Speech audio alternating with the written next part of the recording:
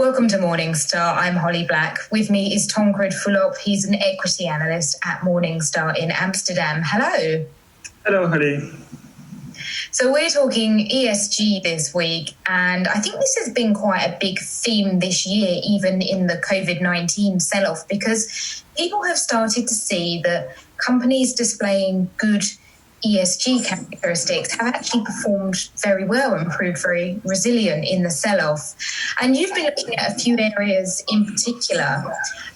How have you found companies exposed to the energy transition have performed? Yes, so if you look at the European utilities, which is positively exposed to energy transition thanks to renewables and electrification of the economy, the sector resisted pretty well because it is flat year to date versus the bond market, which is down by around 10%. And if you compare the European utilities to the European energy sector, the European energy sector is down by around 35% year to date.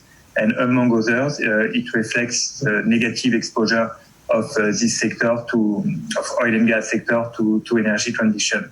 And if you look within the European utilities, the best performing European utilities year to date are companies with the highest exposure to renewables like Ørsted, Iberdrola, Enel, or RWE. And on the other hand, the worst performing European utility year to date is Centrica, which is the European utility with the highest exposure to energy, to oil and gas production. And I think we've also seen this year that the way companies have handled and reacted to the coronavirus pandemic has really varied. So you've been looking at the drink space and actually how some of these companies have handled the crisis, how that might have even improved their ESG credentials. Yes, exactly. This is a work that our colleagues at Sustainalytics have done. Morningstar has just acquired Sustainalytics. So they analyzed the contribution of the beer, wine, and spirits sector to fight COVID-19 impact.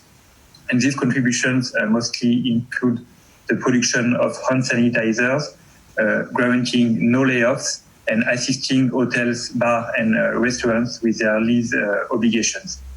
So our colleagues are at Sustainalytics.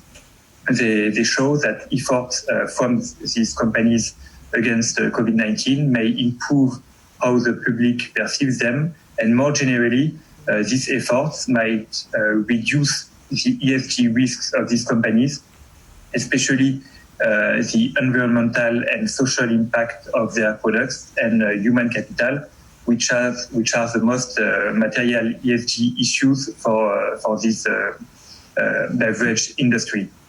So two examples of companies standing out in efforts against the COVID-19. Pernod Ricard, which has started producing hand sanitizers on a large scale, utilizing companies' distilleries across the globe. And Pernod Ricard has one of the best scores in managing human capital risk. Another company is Heineken. Heineken has guaranteed no layoffs of employees this year and support its own market customers, namely hotel, bars, and restaurants. And Heineken also scores well on its management of environmental and social impact of products. Tom, thank you so much for your time. For Morningstar, I'm Holly Black.